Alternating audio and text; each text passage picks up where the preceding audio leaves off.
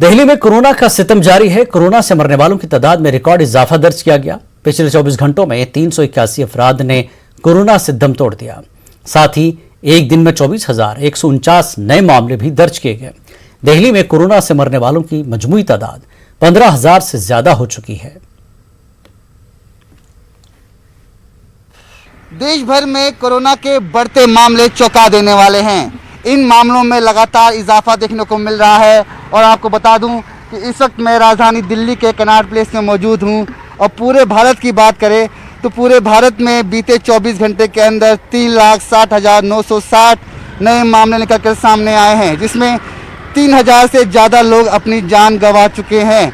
वहीं बात करें कुल आंकड़ों की तो 1,69,97,267 नए मामले अब तक टोटल मामले हो चुके हैं, जो कहीं ना कहीं चिंताजनक हैं और इसमें गिरावट लाने की बहुत ज़रूरत है।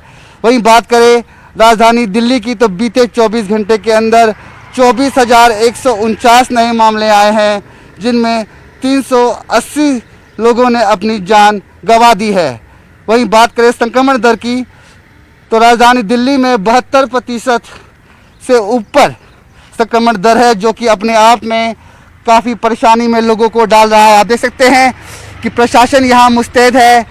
दिल्ली में लॉकडाउन लगा हुआ है। हर आवाजाही करने वाली गाड़ियों से उनका कर्फ्यू पास पूछा जा रहा है कि आप अपना कर्फ्यू पास दिखाइए और तभी बाहर निकलिए जब ज़रूरी है, बेफजूल में बाहर मत निकलिए। आप देख सकते हैं कि कृपया अपना पास दिखाइए।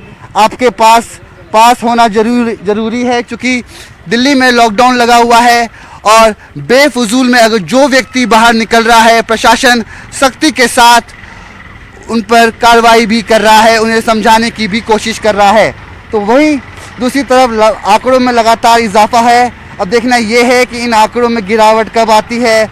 जनता जनार्दन से एक ही अपील है कि आप घरों से बाहर ना निकले, जितना ज़रूरी हो सके उतना घर में रहे, सोशल डिस्टेंसिंग के नॉर्म्स और प्रोटोकॉल्स को फॉलो करें। कैमरा पर्सन नंगेंद्र के साथ मैं रवि मिश्रा, न्यूज़ 18 नई दिल्ली।